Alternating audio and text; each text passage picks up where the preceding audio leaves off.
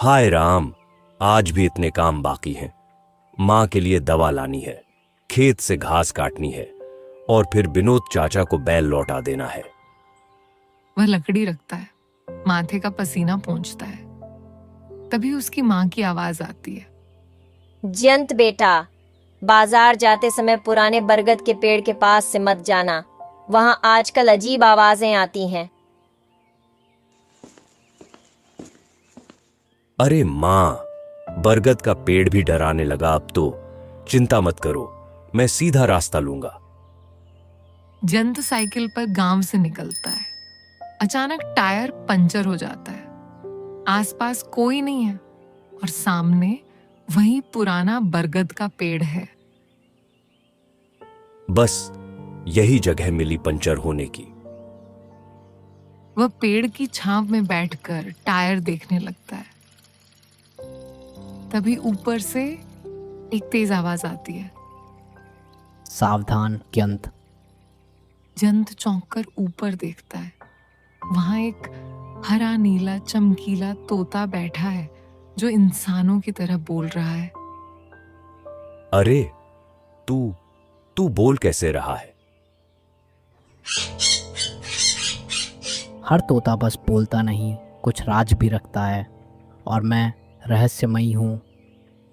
वाह, तो तू वही रहस्यमयी तोता है जिसकी बातें गांव में फैली हैं।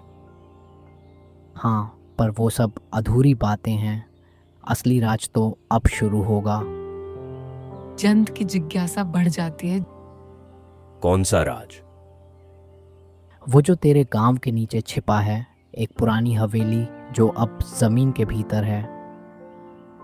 जमीन के नीचे हवेली? पर मैंने तो कभी सुना नहीं। क्योंकि जिसने भी खोजने की कोशिश की वो कभी लौटा नहीं। जयंत की आंखों में डर और उत्सुकता दोनों झलकते हैं। हवा अचानक तेज चलने लगती है। बरगद की टहनियां हिलती हैं और तोता उड़कर जयंत के कंधे पर आ बैठता है। अगर हिम्मत है तो आज रात पुराने तालाब के पास मिलना, वहीं से रास्ता शुरू होता है। और अगर मैं ना आऊं? तो राज हमेशा राज ही रहेगा और तू हमेशा गरीब किसान का बेटा बना रहेगा।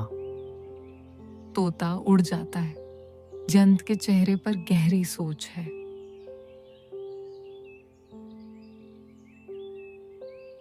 वह साइकिल धकेलते हुए गांव लौटता है।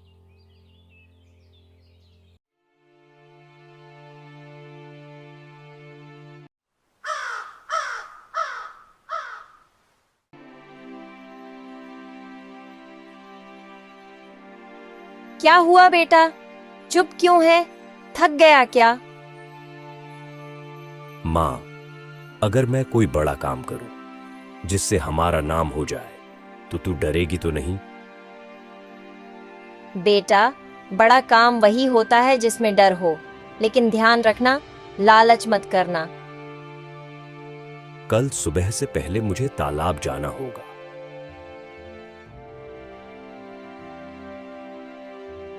तालाब? वो भी रात में? हाँ माँ, एक तोता बुला रहा है। माँ का चम्मच हाथ से गिर जाता है। तोता? वही जो बरगद वाले पेड़ पर बोलता है?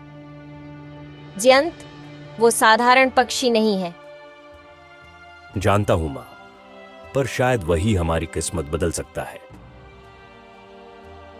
माँ आंचल से माथा पोंछती है और कहती है, ठीक है बेटा, लेकिन जो भी कर सोच समझ कर करना।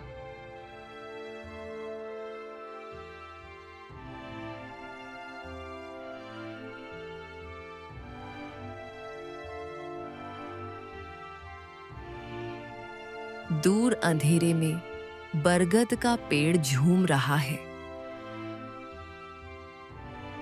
और उसी पर एक हरे नीले तोते की परछाई दिखाई देती है। हवा में रहस्य की गंध फैलती है। जयंत की जिज्ञासा बढ़ जाती है।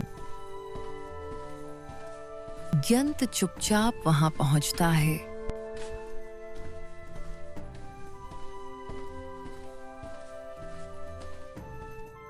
तोता, तू आया नहीं अभी तक।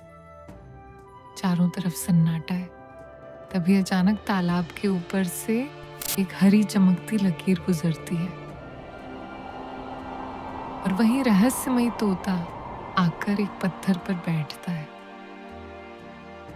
आ गया, लेकिन अब जो देखेगा वो तेरा जीवन बदल देगा।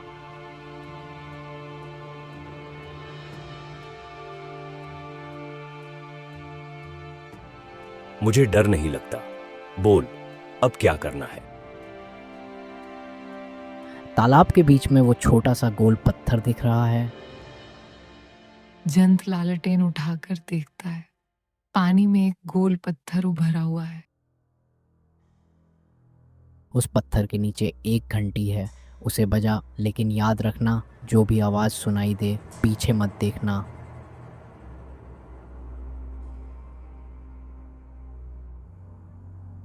जंत कांपते हुए तालाब में उतरता है। पानी ठंडा है।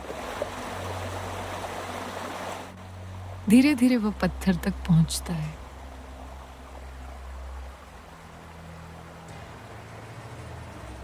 और हाथ नीचे डालता है। एक ठंडी धातु जैसी चीज छूती है। घंटी। ये रही। वह घंटी बजाता है।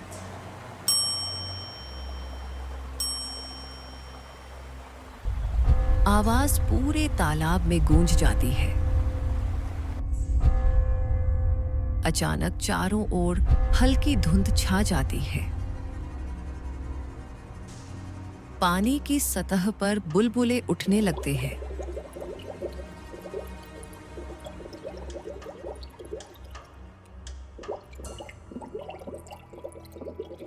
पीछे मत देखना जंत। जंत डरता है, लेकिन खुद को रोकता है।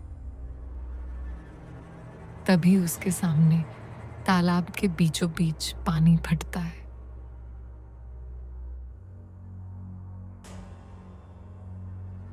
और एक सीढ़ी जैसी आकृति बन जाती है, जो नीचे जमीन के अंदर जाती है।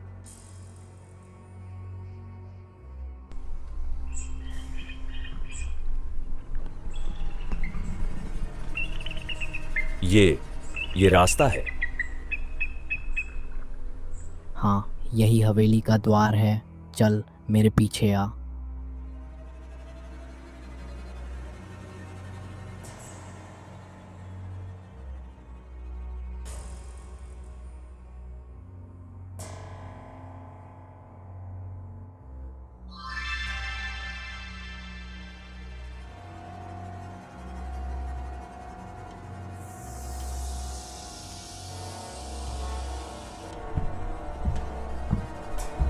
दोनों नीचे उतरने लगते हैं। अंधेरा बढ़ता जाता है।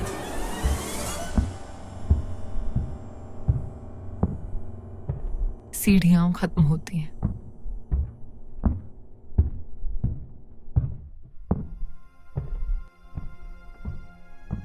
सामने एक विशाल पत्थर का दरवाजा है, जिस पर संस्कृत में कुछ लिखा है। सत्य मार्ग जानने वाला ही द्वार पार करेगा।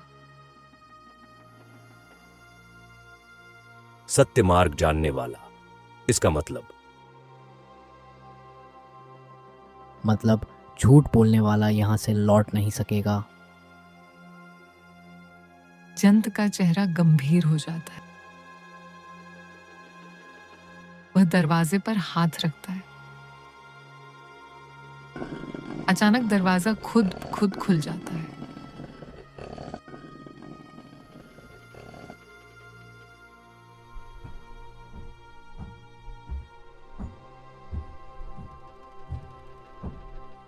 अंदर एक विशाल हॉल है, जिसमें सोने के बर्तन, पुराने हथियार और दीवारों पर जलती मशालें दिखाई देती हैं।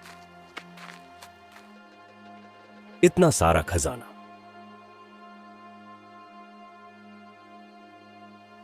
ये हवेली राजा भीमसेन की है। 100 साल पहले उसने अपने राज्य का सारा सोना यहाँ छिपा दिया था। लेकिन उसे धोखा देने वाले सैनिकों ने उसे मार डाला। और फिर? मरने से पहले राजा ने शाप दिया था, जो लालच में यहाँ आएगा वो पत्थर बन जाएगा। जयंत की आंखों में डर झलकता है, लेकिन तभी उसे दीवार पर अपनी मां की परछाई जैसी आकृति दिखती है, जैसे कोई पुकार रहा हो।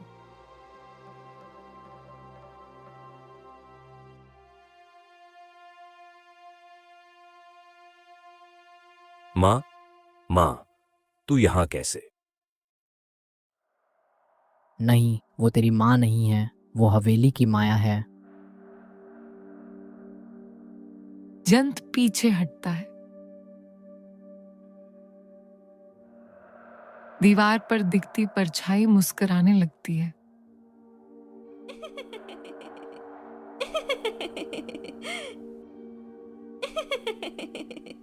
और धीरे धीरे राक्षसी रूप में बदल जाती है।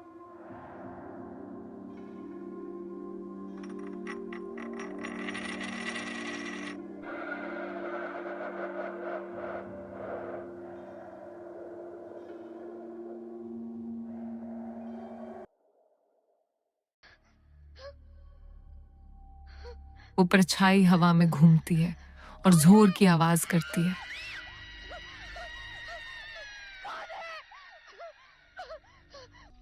जो लालच करेगा वो मिट जाएगा। जो लालच करेगा वो मिट जाएगा।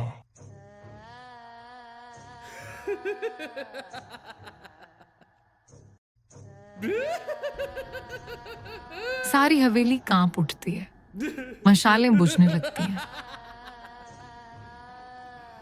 जयंत, अपना दिल साफ रख, बस वही तुझे बचाएगा। हे भगवान, मैं कुछ नहीं चाहता, बस मेरी मां सुरक्षित रहे। तभी अचानक पूरा कक्ष सुनहरी रोशनी से भर जाता है। राक्षसी आकृति मिट जाती है।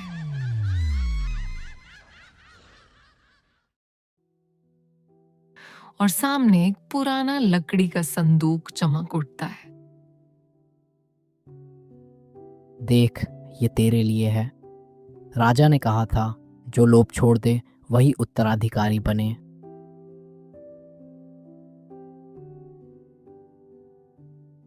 ये तो पुराने सिक्के हैं और साथ में एक कागज। कागज पर लिखा है, सच्चाई ही असली दौलत है।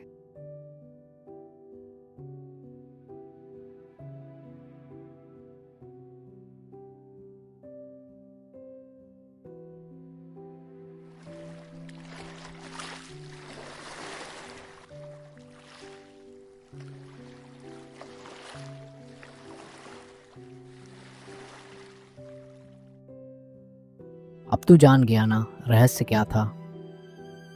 हाँ, दौलत सोने की नहीं थी, ईमान की थी। और तू पास हो गया जयंत। अब ये गांव तेरे नाम याद रखेगा।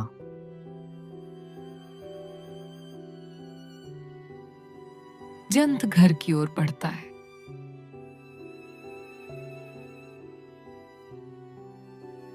तू लौट आया बेटा?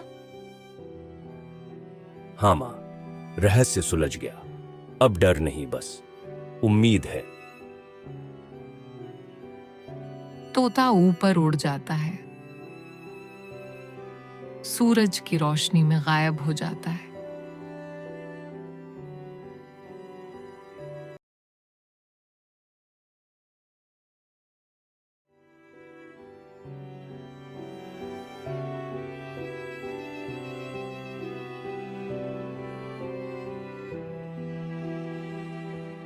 बेटा, ये सिक्के तो बहुत पुराने हैं, अब तू क्या करेगा इनका? मां, ये तो बस निशानी है उस रात की। असली दौलत तो तेरे आशीर्वाद में है।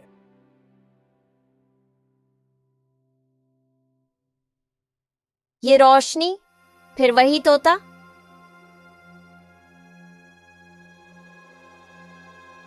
जयंत, अभी तेरा काम खत्म नहीं हुआ। क्या? अभी और कुछ बाकी है? हाँ, जो हवेली तूने देखी वो खजाना नहीं थी, वो बस एक परीक्षा थी। अब असली रहस्य शुरू होता है। नहीं जयंत, अब और नहीं। तू मरते मरते लौटा है। माँ, अगर ये सब किसी कारण से हो रहा है तो मुझे जानना ही होगा। तोता अपनी चोंच से जमीन पर एक निशान बनाता है। उस निशान से हल्की रोशनी निकलती है और उसमें एक पुराना प्रतीक दिखता है, एक मुकुट और तोता। ये प्रतीक उसी राजा भीमसेन का नहीं था, ये मेरे मूल राज्य का है। मतलब तू कोई साधारण तोता नहीं? नहीं जयंत, मैं कभी तोता नहीं था, मैं था राजकुमार युगनेश।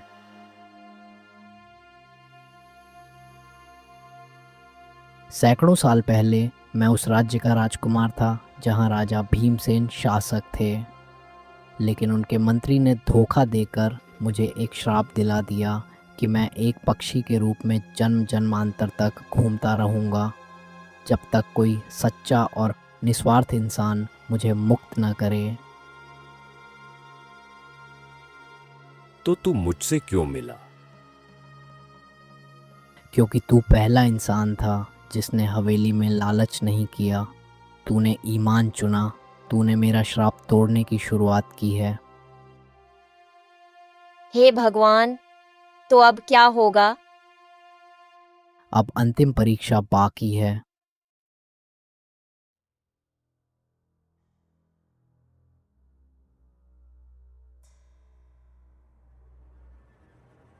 तोता जयंत को गांव के बाहर जंगल की तरफ ले जाता है। पेड़ों के बीच से एक पुराना पत्थर का रास्ता निकलता है। दूर कहीं धुंध में एक विशाल मंदिर नजर आता है।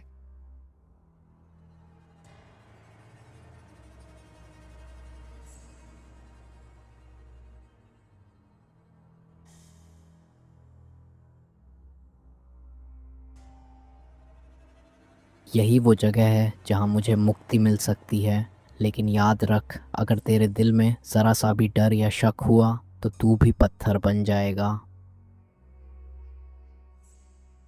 जयंत गहरी सांस लेता है और मंदिर के अंदर प्रवेश करता है।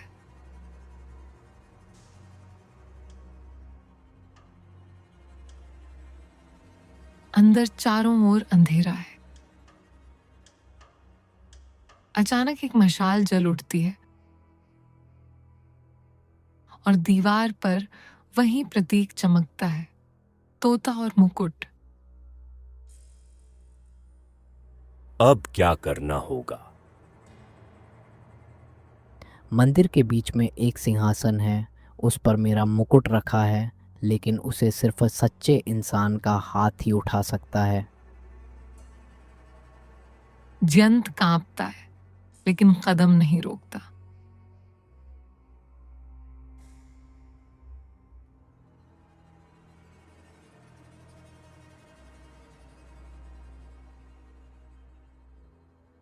वह मुकुट को छूता है और अचानक तेज रोशनी फैल जाती है। जयंत, तूने कर दिखाया। रोशनी धीरे धीरे शांत होती है। तोते का शरीर बदलने लगता है, पंख झिलमिलाते हैं, आकार बढ़ता है और उसके सामने एक सुंदर युवक खड़ा है, राजकुमार युगनेश। जयंत, तूने मुझे श्राप से मुक्त कर दिया, मैं तेरा आनी हूं। मैंने तो बस सच चुना था। और वही सबसे बड़ी वीरता है। अब मैं जा रहा हूँ अपने लोक में, पर तेरे गांव की समृद्धि हमेशा बनी रहेगी।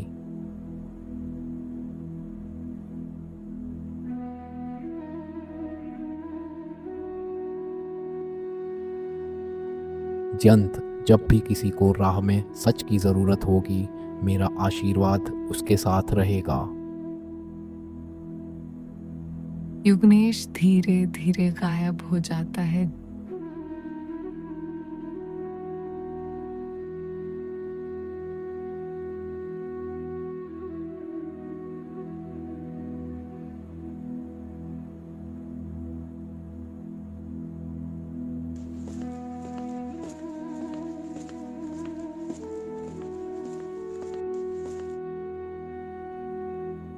अरे, ये चमत्कार कैसे हुआ?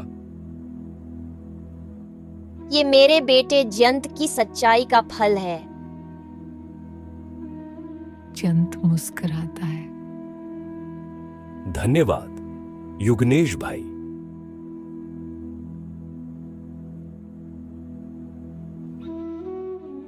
आसमान में एक नीली चमक फिर से दिखाई देती है, जैसे कोई अदृश्य तोता मुस्कुराकर विदा कह रहा।